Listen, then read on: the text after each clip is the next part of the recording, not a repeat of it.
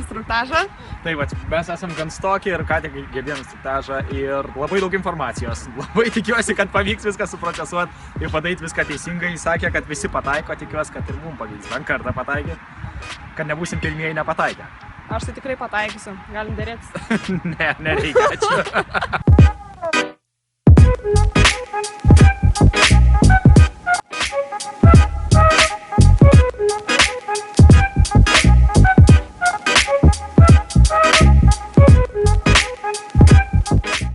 Ką tik išmėginome pramoginį kulkinį šaudymą. Tai vadinosi? Taip. Gerai, žodžiu, mes išmėginom, gavom pašaudyti 10 kulkų. 4 iš tipo paprastesnio šautos, kurio aš ne vieną nepataikiau kažkaip. Aš 3. Tai po to gavom iš pompos pašaudyti, čia bafūrai žinos iš Counter-Strike'o, po to gavom pašaudyti iš pusiau automatinio šauto. Pasisekė man tik vieną kartą pataikyti, bet prisižadėjau draugam statyti už tai.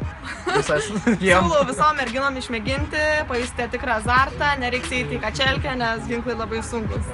Geras dalykas, iš tikrųjų, tikrai. Tai man nebūtinai gerai sekėsi, bet gal jums geriau pasisekė. Tai jeigu norite čia išmėginti šaudymą, tai žinote, kur kreiptis.